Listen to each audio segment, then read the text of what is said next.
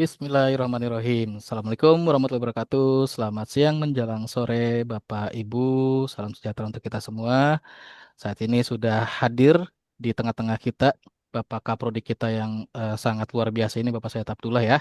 Dan juga ada penguji kedua ini, Bapak Muhammad Yuhani Saputra. Dan saya sendiri, Riyad Zahara. Peserta sidang juga Mbak Yumiara sudah hadir. Oke, tanpa panjang lebar lagi, kita akan langsung mulai. Dengan terlebih dahulu saya buka untuk sidang ya. Pada hari ini Jumat tanggal 8 Agustus 2025 pukul 15:10 WIB sampai dengan nanti jam 16.00 akan dilaksanakan sidang tugas akhir dengan peserta nama mahasiswa Yumi Yarna NIM 220401020018 Program Studi PJJ Informatika. Judul tugas akhir yang akan disidangkan penerapan visualisasi data untuk analisis penjualan pada distributor consumer goods menggunakan metode Extract Transform Load atau ETL. Skema tugas akhir, prototipe, lokasi sidang tugas akhir Zoom. Tugas akhir tersebut sudah dibimbing dan sudah hadir dosen pembimbing Bapak Syahid Abdullah SSI MKOM dan akan diujikan oleh dua dosen penguji. Yang pertama, dosen penguji pertama sekaligus ketua sidang, saya sendiri Riyad Syara. Lalu ada dosen penguji dua, Bapak Muhammad Ikhwanis Saputra Eskom Mkom. Kepada peserta sidang nanti akan diberikan waktu 15 menit ya untuk presentasikan laporan tugas akhirnya. Dengan terlebih dahulu nanti tolong dibacakan pernyataan keabsahannya ya. Nanti akan dilanjut setelah presentasi tugas akhirnya, lanjut diskusi atau sesi tanya jawab antara peserta sidang dengan penguji. Lalu nanti akan ada proses penilaian. Dan selama proses penilaian, peserta sidang nanti akan kita tempatkan di waiting room sekitar 2-3 menit, nanti akan di-invite lagi, lalu nanti akan diumumkan hasilnya ya. Sudah ready? Sudah siap, Mbak Yumirna? Sudah, Pak. Oke, silakan. Waktunya 15 menit Baik. dimanfaatkan dengan baik ya. Assalamualaikum warahmatullahi wabarakatuh. Selamat Waalaikumsalam warahmatullahi siang. Eh, Pertama-tama, perkenalkan nama saya Yumiarna dari Prodi PJJ Informatika dengan NIM 220401020018. Dengan hormat, Bapak pembimbing saya, Bapak Syahid Abdullah SSI MKOM, Bapak Penguji 1 Riyad Sahara SSI MT, dan Bapak Muhammad Ikhwani Saputra Eskom MKOM. Terima kasih Bapak-Bapak atas kesempatan dan waktunya. Sudah mempersilahkan saya untuk mempresentasikan tugas akhir dengan judul Penerapan Visualisasi Data untuk Analisis Penjualan pada Distributor Consumer Goods menggunakan metode Extract Transform Load atau ETL. Berikut adalah pernyataan keabsahan saya dengan nama Yumiarna dengan NIM 220401020018 dengan judul tugas akhir penerapan visualisasi data untuk analisis penjualan pada distributor customer goods menggunakan metode Extract Transform Load menyatakan bahwa tugas akhir disusun secara ilmiah yang memenuhi aspek originalitas, valid, dan dapat dipertanggungjawabkan. Tugas akhir disusun tidak menggunakan generatif AI untuk perbantuan penulisan kalimat, paragraf, atau bab. Kemudian data yang digunakan dalam penelitian adalah data yang bersumber pada penerapan metode usulan dari sumber ilmiah lain dari instansi yang berizin secara resmi. Jika di kemudian hari ditemukan hal-hal yang melanggar ketentuan penyusunan tugas akhir, saya siap bersedia dan menerima sanksi akademik dari Universitas Siber Asia. Baik, Pak, saya mulai untuk pendahuluannya. Untuk latar belakang penelitian yang saya lakukan adalah untuk era digital ini, ledakan data bisnis bagi distributor consumer goods itu sangat besar dan banyak. Data penjualan, distribusi, dan konsumen yang sangat banyak perlu dikelola dengan efektif. Dan untuk mencapai tujuan ini, visualisasi data itu dapat menyederhanakan informasi yang kompleks tersebut. Visualisasi data dapat mendukung keputusan yang cepat dan tepat, dan salah satu visualisasi data ini adalah dashboard interaktif seperti Tableau. Berikut adalah rumusan masalahnya. Penerapan visualisasi data diperlukan untuk membantu perusahaan distributor consumer goods dalam memahami hasil penjualan mereka. Kemudian pemilihan dan pemanfaatan alat visualisasi data yang tepat seperti Tableau menjadi faktor penting untuk menganalisis. Kemudian visualisasi data berperan penting dalam mendukung perencanaan distribusi mereka, pengolahan stok, serta pengambilan keputusan. Kompleksitas data penjualan yang besar pada perusahaan distributor consumer goods memunculkan tantangan dalam pemetaan pola penjualan yang memerlukan solusi berbasis visualisasi data untuk meningkatkan efisiensi operasional dan daya saing. Berikut adalah batasan masalahnya. Yang pertama, data yang digunakan hanya mencakup data penjualan saja. Kemudian, penelitian ini hanya difokuskan pada perusahaan distributor tertentu dan tidak mencakup jenis usaha lainnya. Hasil visualisasi hanya mencakup tren penjualan, produk terlaris, dan pola umum berdasarkan data yang tersedia. Visualisasi data yang digunakan dalam penelitian ini hanya memanfaatkan alat Tableau sebagai media utama tanpa membandingkan secara teknis dengan alat visualisasi lainnya.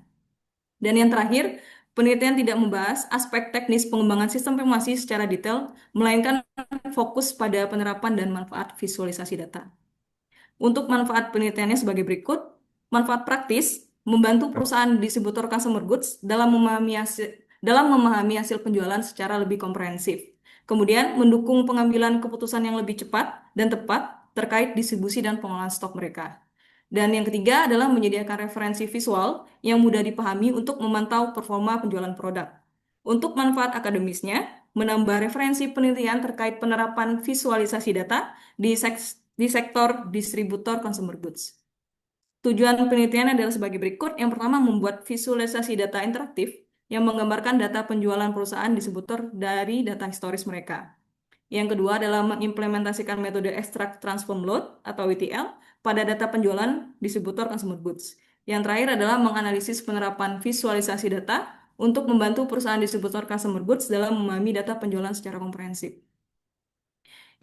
Untuk landasan metode yang pertama adalah visualisasi datanya. Jadi visualisasi data adalah alat yang digunakan untuk menyajikan data, kemudian ditransform menjadi bentuk grafik, diagram atau peta, sehingga memudahkan pemahaman informasi yang terkandung di dalamnya. Kemudian Tableau adalah sebagai alat visualisasinya. Tableau sendiri adalah software perangkat lunak visualisasi data yang dirancang untuk memudahkan analisis data melalui antarmuka yang intuitif. Kemudian analisis data. Pertama menggunakan metode extract transform load, kemudian dilakukan eksplorasi data, kemudian terakhir adalah analisis segmentasi. Tujuan dari analisis adalah mengidentifikasi produk dan channel dengan performa terbaik, menganalisis revenue per produk dan kanal distribusi, mengetahui tren penjualan berdasarkan periode dan lokasi, kemudian memberi insight strategis berbasis data. Berikut adalah flowchart metode penelitiannya. Jadi, dimulai dari pengumpulan data atau ekstrak, kemudian pemrosesan data, transform, kemudian pembuatan data, databases di sini load, kemudian setelah proses ETL ini dilakukan pembuatan visualisasi datanya. Setelah visualisasi data selesai, dilakukan analisis, kemudian evaluasi. Untuk implementasi metode penelitian, proses ekstrak transform load. Jadi yang pertama dilakukan ekstrak. Data diambil dari sistem penjualan PT Ensepal Putra Mega Trading. Ini adalah suatu PT distributor yang berfokus pada penjualan konsumer. Jadi file yang diambil berbentuk CSV dengan total lebih dari 91.000 baris, 37 kolom, dan fokus pada data 1 tahun, yaitu tahun 2024. Kemudian setelah data diekstrak, dilakukan transform. Transform adalah data cleaning, jadi dilakukan eksplorasi data terlebih dahulu. Pada tahap ini, saya melakukan diskusi dengan pihak PT Ensepal Putra Mega Trading, kemudian melakukan diskusi tentang kolom yang relevan, kemudian saya lakukan penghapusan data duplikat, data redundan, missing value, outlier, dan penyamaan format tanggal pada data mentah mereka. Dilakukan penyusutan kolom dari 37 kolom menjadi 11 kolom yang relevan. Di sini saya menggunakan tools Python dan Jupyter Notebook.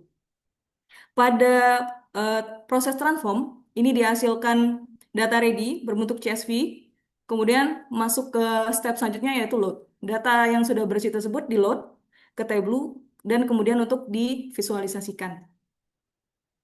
Kemudian masuk ke step pembuatan dashboard visualisasinya.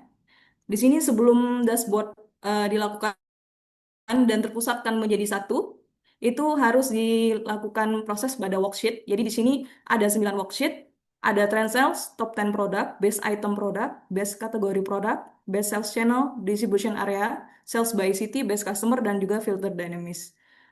Kemudian setelah dashboard ini selesai diproses, dilakukan analisis data. Proses analisis ini menggunakan pendekatan kuantitatif dan visual eksploratif berbasis Tableau setelah tentunya data diproses melalui proses ETL tadi. Berikut adalah salah satu contoh worksheet. Di sini adalah salah satu panel dashboard, yaitu panel distribution area. Jadi pada panel sebelah kiri ada dimensi, kategori dimensi, dan di bawah adalah kategori measure. Di sini adalah biasanya berupa value. Untuk mapping, di sini menggunakan city name, automatic generate menggunakan latitude longitude pada x-axis dan y-axisnya. Kemudian untuk koordinat, untuk titik koordinatnya, di sini saya menggunakan detail city name, jadi city name akan tampil. Kemudian untuk color, warna akan berbeda sesuai city. Dan kemudian untuk size juga dilakukan membedakan jumlah, membedakan size per koordinat ini berdasarkan jumlah cells quantity. Selain itu, pada bagian filter, ada beberapa filter dinamis yang saya gunakan di sini di-apply juga ke sini. Sehingga apabila eh, salah satu koordinat ini dititik, maka akan terjadi filter dan seluruh tampilan dashboard akan berubah sesuai dengan city yang dipilih. Kemudian ada satu lagi contoh worksheet. Ini adalah worksheet monthly sales-nya atau trend sales historis mereka.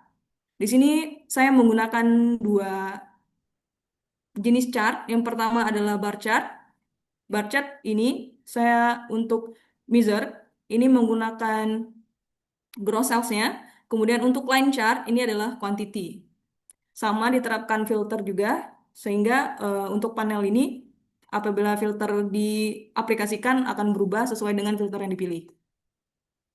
Berikut adalah hasil full dari dashboard.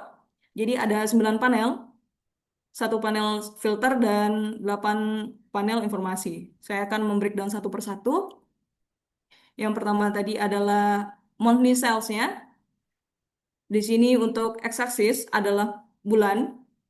Kemudian sebelah kiri adalah gross sales-nya, sebelah kanan adalah quantity. Nah, untuk detailnya, ketika mouse di hover pada bar chart yang tadi untuk gross sales, maka akan muncul tooltip ketika di hover seperti bulan dan gross sales-nya. Untuk line ketika di hover akan muncul bulan dan quantity.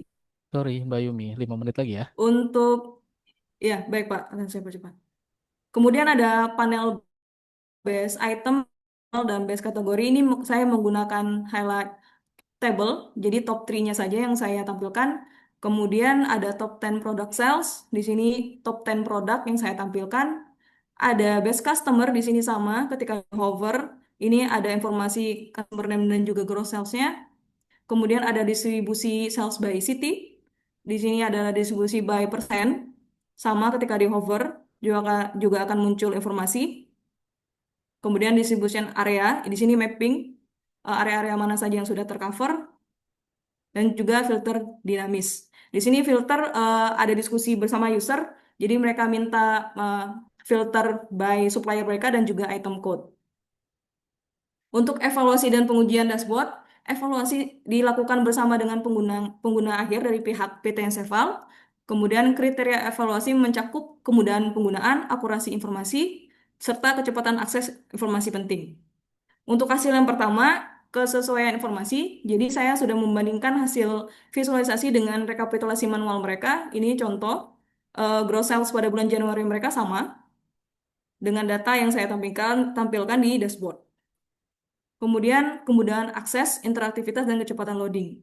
Dashboard yang sudah saya publish ke Tableau Public dan bisa diakses by web atau by Android. Di sini mereka bisa mengaksesnya dengan cepat, kemudian user friendly. Jadi tanpa saya jelaskan terlebih dahulu, supervisor yang mengakses sudah mengetahui bagaimana cara menggunakannya.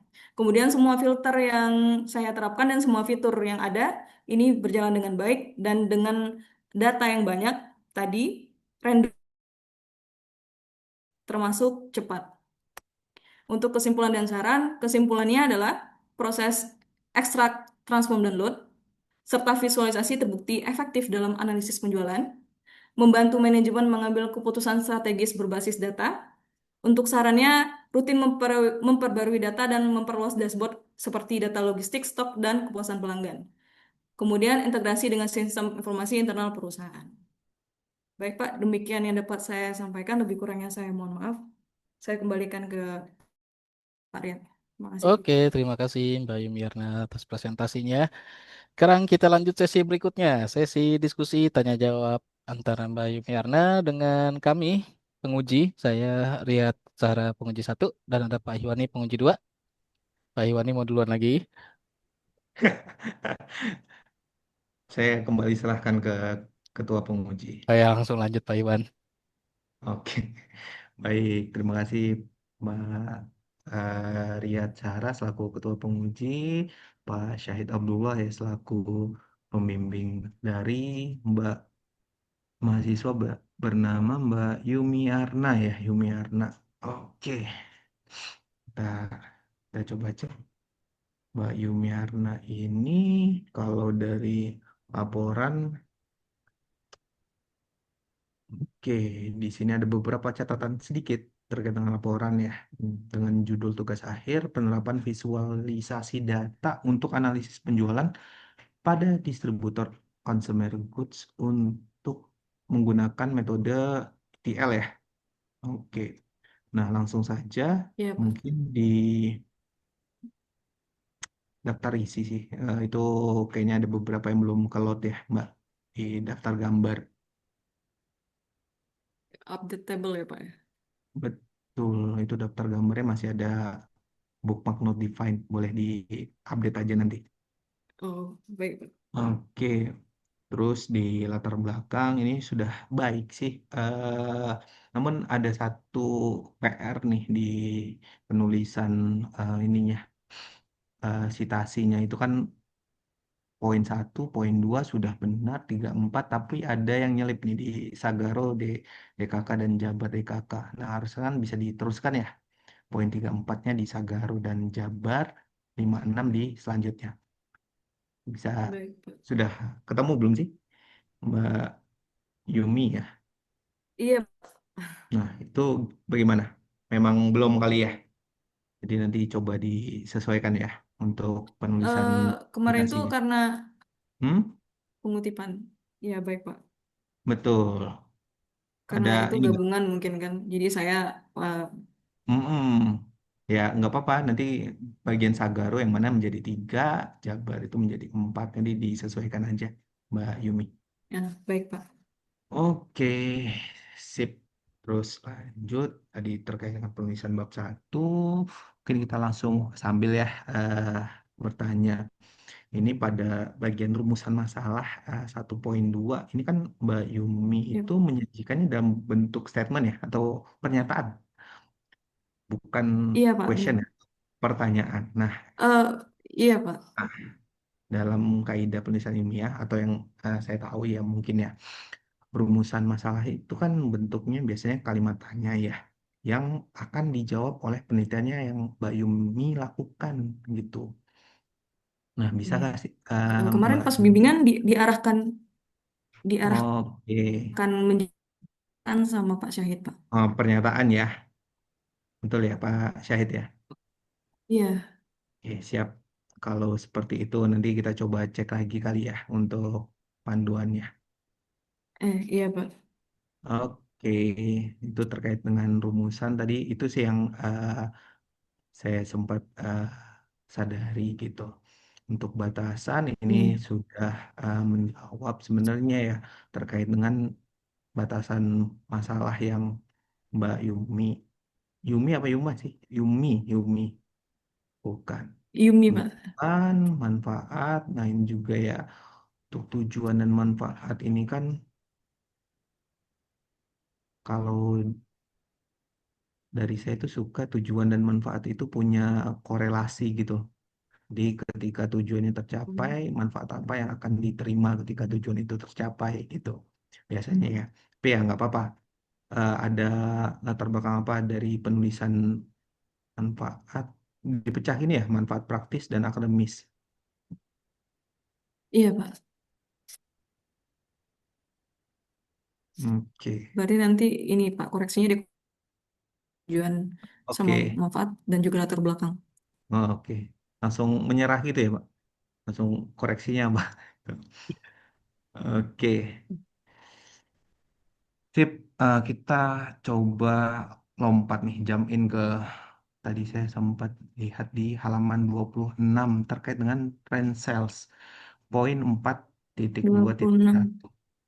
Iya, trend sales poin dua empat titik titik dua ya titik transos. satu.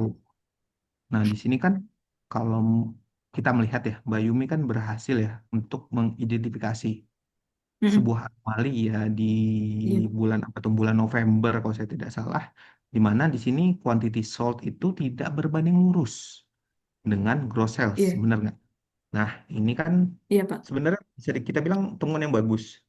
Namun analisis yang Iya Pak. mendalam itu tidak berhenti pada identifikasi apa yang terjadi, tapi harus menggali ya, mengapa ini terjadi, Mbak.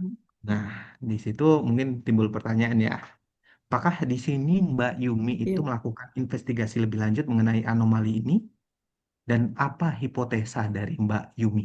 Silahkan. Bulan September. November, September. coba diperhatikan. Kan ada ya, Ini eh, jumlah. betul Oh ada iya Pak. anomali ya. Eh, Mm-mm. mm-mm. Biasanya kan karena quantity dan gross sales itu berbanding lurus kan Pak. Jadi semakin banyak yang terjual, semakin besar juga gross sales. Namun untuk bulan September ini kenapa quantity sold-nya tidak berbanding lurus dengan gross sales? Itu dikarenakan adanya pembelian yang produk yang lebih mahal, tetapi tidak banyak Pak. Jadi kuantitinya sedikit, namun gross sales-nya tinggi untuk di bulan November. Itu Pak. November ya.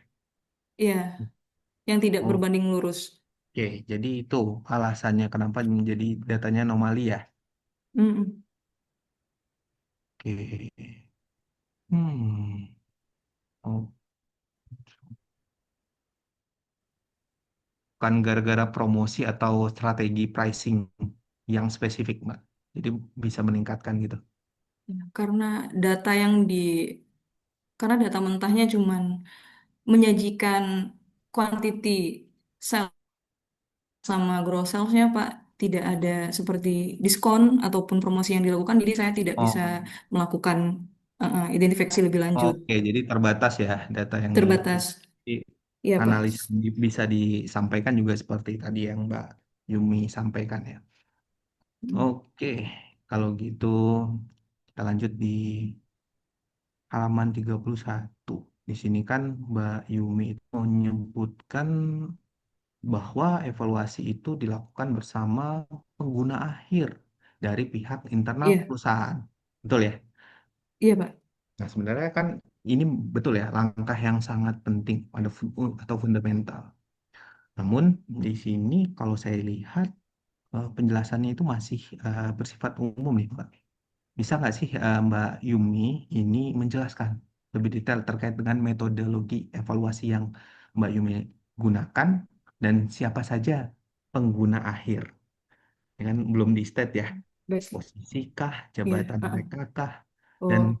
apakah prosesnya itu hanya berupa demo dan diskusi Mm. informal, atau Mbak Yumi juga menggunakan skenario pengujian yang terstruktur, bentuknya itu kuesioner ataupun metode user uh, yang lainnya ya, seperti itu. Untuk evaluasi dan pengujian dashboard, Pak, jadi seperti yang Mm-mm, diketahui, data yang saya dapatkan itu dari distributor PTN Sepal. mm-mm, Eh, saya minta izin terlebih dahulu ke pihak distributor. Di sini eh, mm-mm, kepala atau supervisor bagian konsumernya, Pak. Jadi usernya mm-mm. beliau. Setelah dashboard ini selesai, tadi sebenarnya dari transformasi data pun, waktu eksplorasi data itu saya sudah eh, diskusi dengan beliau. Jadi sebenarnya seperti filter terakhir pun itu adalah tambahan dari beliau. Jadi di sini untuk evaluasi dan pengujian itu adalah memang cuma demonstrasi dan pengujian bersama beliau, Pak, supervisornya. itu, Pak. Oke. Tapi kalau yang dituliskan di 4.3 ini masih umum nggak sih, Mbak Yumi? Iya, iya sih, Pak. Ada nggak Oh, sih benar. user acceptance test gitu buat menguji? Apa hanya tadi ya, hanya Selain supervisor tadi, Pak. betul? Atau hanya itu untuk evaluasinya, Eh, yang evaluasi sebenarnya salesman-nya juga, Pak. salesman-nya? Nah itu metodenya seperti apa? Jadi staff beliau ya, staff beliau. Hmm, Langsung pengujian sih, Pak. wawancara. Pengujian dan juga feedback. Oke, demo dan Demonstrasi. Iya. siap. Mm-mm. Oke, tapi itu ditampilkan nggak sih? Eh, di laporan belum ditampilkan, Pak. Nah Itu itu, kemarin, ya, makanya saya lihat masih sangat umum. Jadi mungkin ya bisa baik. ditambahkan ya, Mbak. Ya baik, Pak. Dokumentasinya juga nanti saya lampirkan Nah, kalau dokumentasi mungkin bisa di lampiran ya, di keampiran. Ya baik, Pak. menghemat halaman seperti itu. Oke, nah di sini mungkin satu lagi lah pertanyaan Hmm. dari saya. Ini kan terkait dengan otomatisasi ya dan skalabilitas. Nah, di sini kan pada proses ETL yang Mbak Yumi lakukan ini Hmm. menurut saya sudah sangat baik ya. Mulai dari ekstraksi file CSV, terus mengolah dalam Python ya, menggunakan Python ya. Iya, Pak. Terus Iya, Pak. implementasinya dari bisnis nyata. Namun proses manual yang Mbak Yumi lakukan ini itu menurut saya itu tidak scalable dan rentan terhadap human error. Nah, di sini timbul pertanyaan nih di saya sendiri. Bagaimana sih Mbak Yumi itu melihat langkah selanjutnya untuk mengotomatisasi pipeline ETL yang sudah Mbak Yumi buat ini dan apa saja teknologi ataupun pendekatan yang akan Mbak Yumi usulkan agar dashboard ini ke depannya dapat menyajikan data yang mendekati real time. Misal Mendekati real dengan time. terhubung langsung ke database sumber dan menjadwalkan proses refresh Hmm. dan lain sebagainya secara otomatis. Ada nggak sih langkah-langkah selanjutnya yang Mbak Yumi sudah pikirkan terkait dengan hal ini? Nah, untuk langkah selanjutnya, Pak, sebenarnya karena ini dibatasi adalah data penjualan, sebenarnya ada data, kalau bisa itu data stok dan juga data seperti return mereka, Pak. Jadi selain strategi promosi dan melihat di mana yang paling laris, kategori mana yang paling laris, mereka juga bisa melihat, bisa lebih mengontrol stok apabila data stoknya ada. Untuk otomatisasinya sendiri, karena sebenarnya data mentah mereka itu sangat besar, Pak, dan sangat banyak, sebenarnya tetap harus ada proses cleaning. Namun untuk otomatisasinya mungkin karena supervisornya juga tentunya mempunyai keahlian, Pak. Itu bisa diotomatisasi, sebenarnya Tableau ini mendukung, Pak. Jadi data source-nya itu bisa diupdate. Jadi Hmm, data source-nya bisa diupdate, CSV-nya itu bisa diupdate, betul, dan betul, ketika di-refresh itu eh, terotomatisasi. Seperti itu, Pak. betul. Jadi tahapnya tetap harus di data cleaning terlebih Hmm. dahulu. Jadi sebenarnya bisa ya dari sumber datanya itu bisa kita koneksikan langsung ke database ERP Iya. perusahaan. Oke, kalau Mm-mm. seperti itu. Jadi memungkinkan ya untuk pengembangan ke depannya. Iya, Pak, memungkinkan. Nah, ini udah ada di saran belum sih, Mbak Yumi? Ada, Pak. Oke, sudah ada ya? Coba kita Sudah. lihat lagi.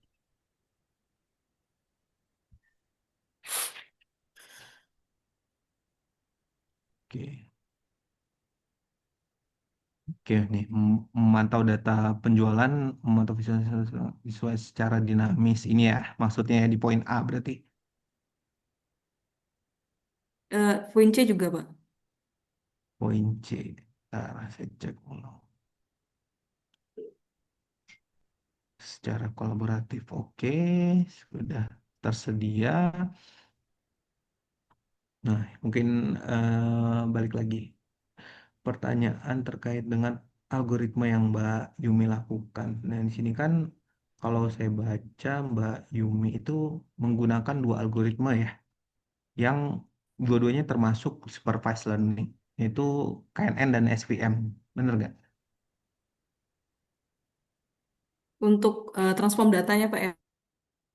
Hmm, ya, benar ya berarti ya menggunakan KNN dan SVM. Iya Pak, iya Pak, Nah, pengelompokan.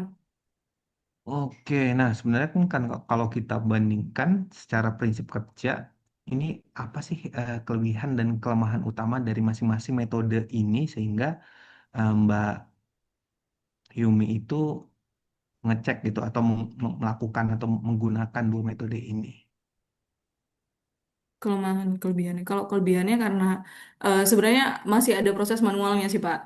Seperti eh, eksplorasi data itu masih manual. Jadi saya seperti 37 kolom itu masih manual memberikan diskusi dan oh ini kolom yang relevan untuk dianalisis dan ini kolom yang tidak relevan seperti itu Pak. Nah, tapi untuk pengelompokan eh, karena ini seperti ada kategori produk dan ada eh, sales channel seperti kanal begitu Pak. Jadi saya menggunakan teknik tersebut Pak karena pengelompokan juga. Ya, kan pengumpulan itu ya. Oke, kalau dari saya itu sih ya. Mungkin tadi ditambahkan beberapa tambahan yang tadi belum ya, Mbak Yumi. Iya Pak. Terus juga typonya itu ada beberapa di awal tadi ya, di daftar pustaka sama di penulisan citasi Astaga. itu monggo Iya. disesuaikan. Overall sudah menurut saya sudah oke. Nanti mungkin izin ditambahkan oleh Ketua Penguji Bapak Riyad Sahara. Izin, terima kasih Mbak Yumi. Saya kembalikan Ya. ke Pak Riyad. Terima kasih Pak Riyad. Terima kasih Pak Iwan. Terima kasih Pak Iwani. Lanjut kita ya. Tadi sudah diskusi panjang kali lebar ya sama Pak Iwani.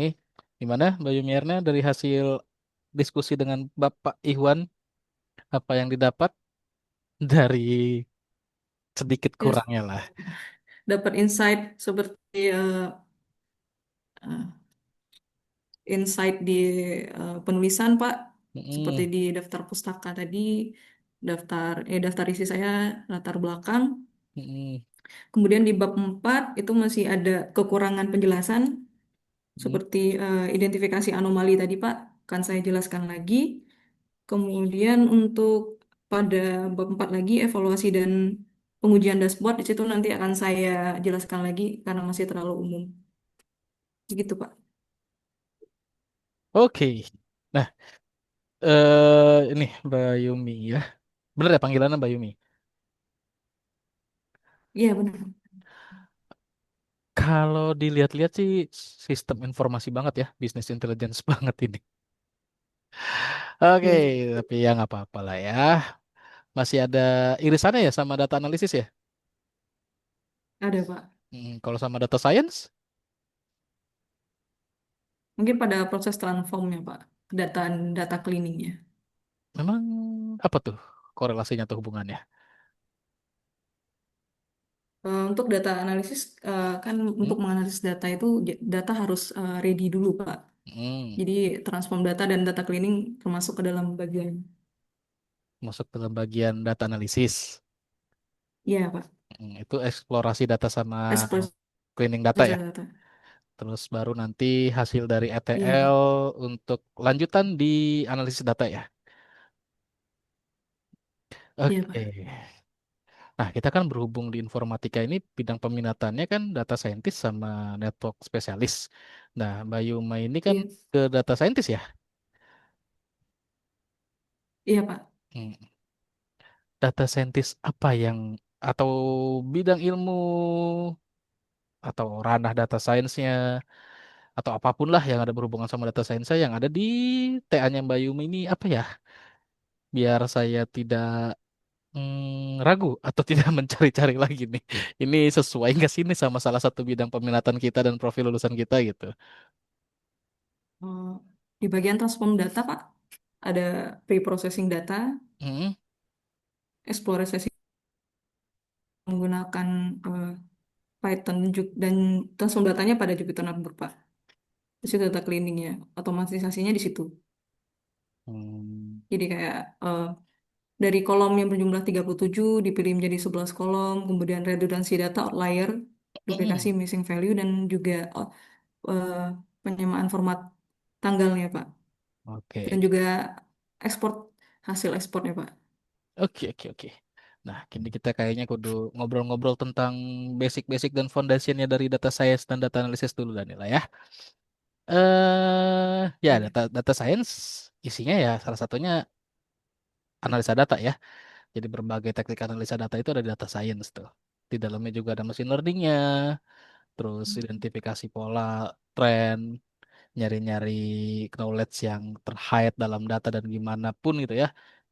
Terus juga nanti untuk bisa kayak ngambil keputusan dan lain-lain. Penerapannya juga luas banget. Saya belum ngelihat masalahnya di TA-nya Mbak Yumi ini gitu. Kalau misalkan kayak ETL, ETL ini kan nama kerennya sekarang aja gitu ya. Iya, ETL Pak. itu sebenarnya nama keren sekarang aja. Dan sebenarnya nggak butuh metode khusus untuk ETL, nggak butuh kayak tools khusus juga untuk ETL. Dan bahkan tadi juga kayaknya saya sedikit ngedengar ada mention yang masih dilakukan secara manualisasi juga tuh sama Mbak Yumi ya, beberapa hal dalam transfer datanya. Benar nggak? Atau saya salah dengar? Di eksplorasi datanya seperti pemilihan kolom yang relevan, Pak, karena di sini kan bagian sales. Jadi saya juga perlu insight dari yang mempunyai data, Pak. Jadi masih manualisasi juga kan? Nah, gitulah. Sebenarnya tadi akan lebih baik lagi kalau misalkan tadi kayak pemilihan kolom atau proses labeling ya. Ini Hmm. kan masih tahap eksplorasi. Itu bisa terselip lah atau bisa dimasukkan ya. Kayak teknik apalah data science apa yang bisa dimasukkan ke situ yang bisa akhirnya benar-benar bisa teroptimisasi ya. Kayak gitu loh. Dan itu sayangnya tadi memang nggak terlihat aja di situ. Oke, terus. Nah, tadi kan ETL pakai toolsnya Jupyter Notebook ya. Iya, Pak. Hmm, Ada alasan khusus nggak sih pakai itu? Padahal kan kalau untuk ETL sendiri ya, ini banyak banget yang memang sudah dipakai dan lebih mudah tuh.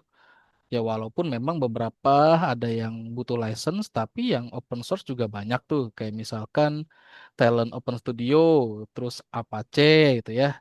Hmm. Terus juga ada Pentaho gitu kan. Itu pun yang banyak-banyak yang open source tuh. Evo juga sama. Nah, kenapa Mbak Yumi ini malah pakai Jupyter Notebook? Karena pertama saya lebih familiar, Pak, Hmm, dengan Jupyter Notebook sebenarnya. Di mata-mata oke. kuliah yang sebelumnya banyak menggunakan Jupyter Notebook. Dan juga Familiar. library-nya juga saya lebih, iya, Oke. benar, Pak. Jadi ini karena preferensi pribadi atau subjektif ya. Tapi sebelumnya sudah pernah cari Iya, Pak. perbandingan ya antara mereka semua. Belum sih, Pak. Hmm, Nanti bikin justifikasinya ya, kenapa pilih Jupyter Notebook. Dan kalau Baik, Pak. misalkan itu tidak lebih baik dari tools yang tadi contohnya saya sebutkan, atau nanti Bayumi bisa cari tools-tools lainnya, banyak banget tools ETL itu ya. Open source-nya juga banyak banget lah, dan ada Iya, beberapa Pak. pertimbangan-pertimbangan atau kelebihan dan minusnya mereka. Nanti coba buatkan justifikasi agar menguatkan eh alasan kenapa si Mbak Yumi ini pakainya itu toolsnya. Jadi jangan preferensi pribadi atau subjektivitas. Ya, kita objektif aja semuanya. Gitu ya. Baik. Baik. Oke, terus. Nah, ini kan ya oke lah. Kita coba hubung-hubungkan ke data science ya. Mengenai data analisisnya ya. Karena di sini kan lebih kental ke data analisis, terus habis itu divisualisasiin ya. Iya, Pak. Oke, kalau Mbak Yumi sendiri dari pengalaman-pengalamannya atau selama perkuliahan, pasti sudah belajar nih data analisis banyak lah, apalagi di informatika. Salah satu bidang peminatannya adalah data science ya, yang diharapkan bisa menjadi seorang data scientist nanti profil lulusannya. Nah, Mbak Yumi sendiri, data analytics atau data analisis yang dipahami, kira-kira apa saja? Hmm. Data analisis yang dipahami.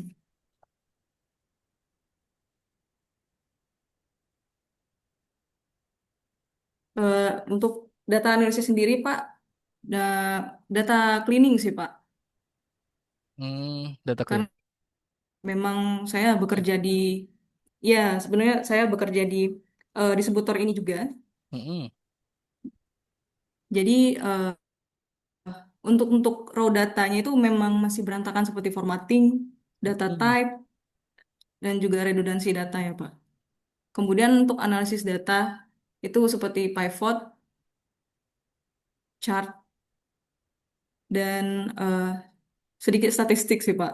Oh ya, oke. Koreksi dikit lah ya. Kalau tadi kayak misalkan data cleaning atau proses pembersihan data Hmm. itu kan salah satu proses dari data analitiknya sebenarnya. Proses utama data analitik itu simple sih, cuma ada 4 definisi, explore, ngumpulin atau explore misalnya di Hmm. situ ya. Terus bisa data cleaning, terus dianalisis. Nah, itu prosesnya tuh, itu prosesnya. Tapi bisa berbeda-beda tergantung kebutuhannya. Tapi kalau jenis data analitiknya atau jenis data analisisnya, ini saya spill dikit ya.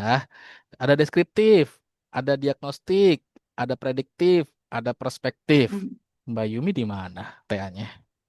Di deskriptif kuantitatif, Pak. Kira-kira ngapain sih kalau deskriptif analitik itu? Jadi seperti diketahui hasil dari dashboard tadi, Pak, Hmm, seperti grafik di situ eh, di ada value masing-masing.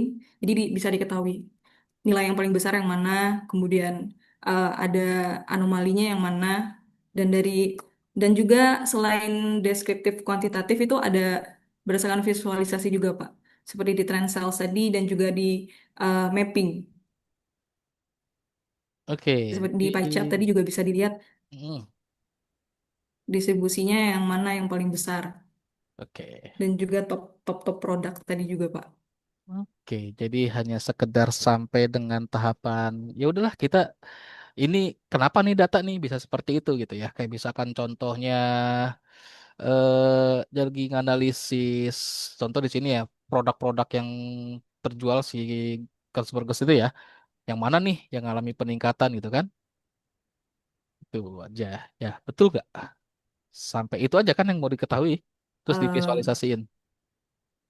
selain selain top produk, di situ kan ada kategori juga Pak, ada customer, Hmm, ada mereka karena distribusi juga mereka harus fokus ke dalam eh, distribusi areanya sudah tercover mana aja, area mana yang belum, yang paling tinggi yang mana, gitu Pak.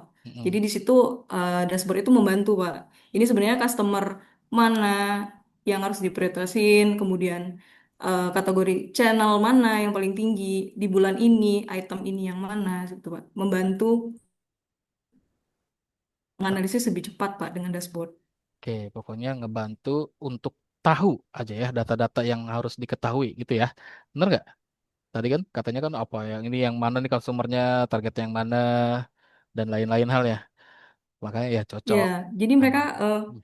bisa itu bisa detail sampai per item Pak. Dan saya sudah Ya. membuat filter by item code.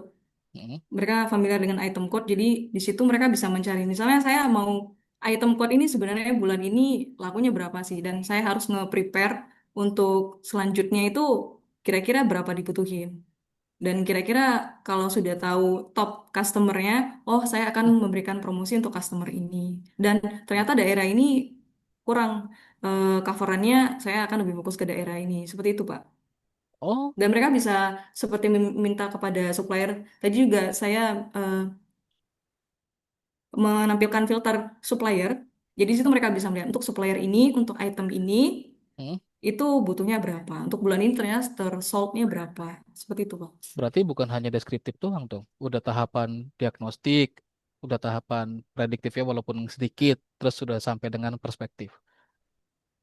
Nah, biar nggak bingung, saya kasih salah satu referensinya nih di Zoom chat nih. Coba lihat dah. Boleh dibuka aja. Ya, baik. Baca di bagian paling bawah jenis-jenis data analitik. Nanti jawab ulang pertanyaan saya. Mbak Yumi ada di mana tuh bagian data analisisnya? Kalau memang semuanya ya bilang semuanya. Ya, untuk kalau yang dari Bapak share itu dari mendefinisikan, mengumpulkan data, mengolah data, menganalisis data, Pak ya. Eh, Kemudian ada baca yang deskriptif paling bawah analitik aja. Nah, iya tuh, baca yang yang paling di bawah. jenis-jenis data analitik yang ada 4 itu. Sampai di diagnostik analitik.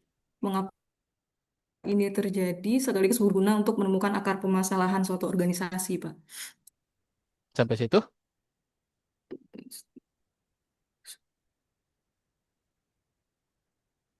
Perspektif juga, Pak. Untuk kalau untuk prediktif sih belum. Prediktif belum. Kalau preskriptif analitik, ya. Apa yang harus kita lakukan setelah ini? Ya, Preskriptif analitik sudah, Pak. sudah. Mm-mm. Tapi prediktifnya nggak ada ya. Padahal kita bisa perspektif itu kalau prediktifnya dilakuin. Ada, Pak. Ya, maksudnya dari 4 itu tadi yang prediktif yang belum. Prediktif belum. Di sini kan apa apa yang mungkin terjadi di masa depan, Pak. Jadi kan ada datanya itu historis. Mm-mm. Di Kalau situ saya tidak melampirkan. Kalau perspektif jawabannya apa di situ? Apa pada kata keterangan tuh singkatnya perspektif analitik kejawab apa yang harus dilakukan setelah ini dari hasil apa tuh? Ya, dari hasil mungkinkah lebih ke apa yang harus dilakukan, misalnya promosi, Pak. Karena Hmm? historis mereka bulan kemarin seperti ini, promosinya seperti apa? Seperti itu, Pak. Artinya ada rekomendasi dulu kan ya? Iya, Pak. Terus itu juga rekomendasi itu kan terjadi karena ya prediktif itu nggak harus kayak apa yang akan terjadi di masa depan nggak prediksi enggak, tapi dari data yang sudah diolah tadi sama Mbak Yumi bisa menyimpulkan kan kemungkinan nih nanti targetnya akan mau seperti apa atau ada rencana strategis apa. Sebenarnya Bayum ini udah melakukan semuanya. Oh, memprediksi gitu. Oh, baik, Pak. Ada dari saya gitu aja dah ya. Iya, Pak. Oke, Pak Iwan ada yang mau tambahkan atau Pak Sahid? Sudah cukup Pak kalau Oh, dari udah saya. cukup ya. Heeh. Pak Sahid kayaknya lagi enak sekali nyender-nyender ya. Silakan Pak Sahid kalau dia mau tambahkan. Sengaja saya ganggu, Pak. Sudah Pak, ini. Oh, udah juga. Nggak mungkin sedikit aja. Mungkin nanti aja Pak, habis ini aja, habis Oke, minum. siap. Oke ya.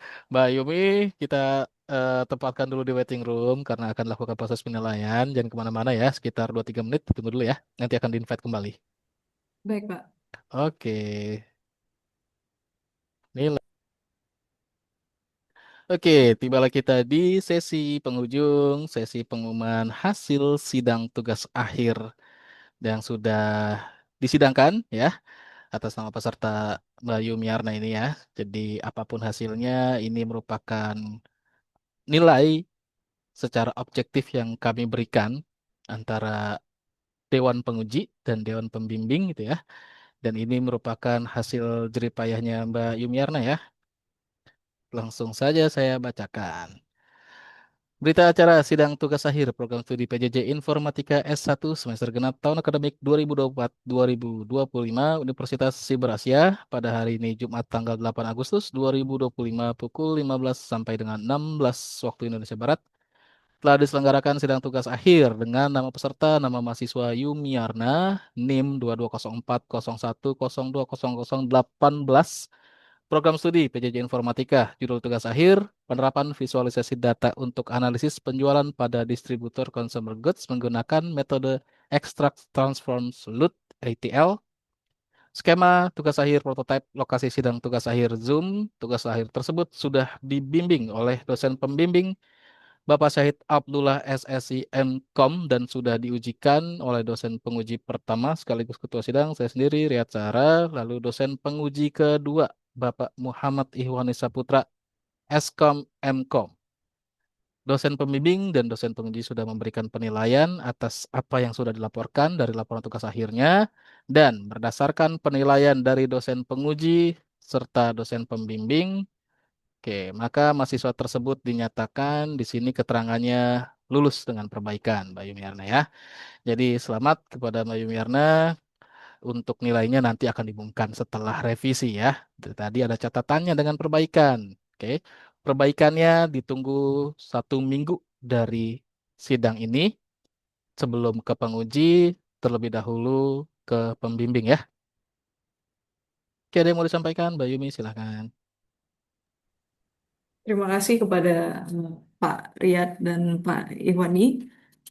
Eh, ilmunya nanti akan saya terapkan ke dalam revisi saya, Pak. Dan Ya, terima kasih tentunya kepada Bapak Syahid yang sudah membimbing saya sampai sejauh ini. Terima kasih, Pak. oke, selamat ya, Mbak Yumi ya. Ya, Bapak Said. Pak. Oke, terima kasih Bapak Said. Belum. Oke. Udah nggak jadi lah. Ya ya, mungkin inilah selamat ya buat Mbak Yumiana ya kemarin apa ya perjuangannya kemarin sama bimbingan juga ini ya eh, banyak revisi-revisi dan itu dilakukan oleh Mbak Yumiana dengan baik ya sejauh ini. Cuman mungkin memang ya memang kalau harus diakui memang kita untuk topik atau judul tugas akhirnya ini memang sangat ini ya, makanya identik dengan SI sebetulnya sistem informasi gitu ya. Cuman mungkin tadi ya mungkin ada beberapa hal yang mungkin kita bisa melakukan pembelaan ya di sana terkait apa, ada beberapa metode atau apa dari data science yang kita lakukan ya termasuk dari data cleaning kemudian data transformation gitu ya. Setelah itu juga eh, visualisasi data ya itu sebenarnya juga termasuk juga kalau kita bicara data science kan visualisasi data itu termasuk dalam ini ya salah satu pembahasannya gitu ya seperti itu. Nah, apa ya? Ya itu aja mungkin ya Mbak Yumiana. Tadi cukup bagus ya performanya, cukup meyakinkan. Cuman memang tadi di akhir-akhir kelihatan agak goyang ya tadi ya. Pak lihat di gocek-gocek tadi juga Mbak Yumiananya agak jadi ragu-ragu juga kelihatannya gitu ya dari sana gitu ya. Padahal sebenarnya kalau yang Mbak Yumiana bawakan sebenarnya udah bagus itu di sana. Oke. Ya itu selamat sekali lagi ya Mbak Yumiana. Saya kembalikan ke Pak Riyad selaku Ketua Sidang. Oke, terima kasih Bapak Sahid ya. Jadi tadi tergocek ya. Eh, tergoyang saya gocek apa tergocek saya goyang? Kalau lupa ini. Salah ya. Oke, pokoknya tadi ya begitulah. Revisi tetap harus dijalankan. Itu untuk kebaikan dan penyempurnaan hasil karyanya Mbak Yumi juga ya. Dan sekali lagi selamat atas hasil yang sudah dapatkan. Tapi ingat itu sementara ya. Kalau revisinya tidak disetorkan, nanti extend atau ulang ya. Jadi langsung dikebut lagi. Perjuangannya masih ada untuk menyelesaikan revisi. Setelah itu baru nanti bisa lega ya. Oke, kalau gitu saya akhiri untuk sidang tugas akhir pada hari ini. Sidang tugas akhir pada hari ini Jumat tanggal 18 Agustus, tanggal 8 Agustus 2025 resmi ditutup. Selamat Mbak Yumiarna. Terima kasih Pak Sahid, Pak Iwani semua. Kita akhiri. Wabillahi taufiq wal hidayah. Assalamualaikum warahmatullahi wabarakatuh. Selamat sore semua.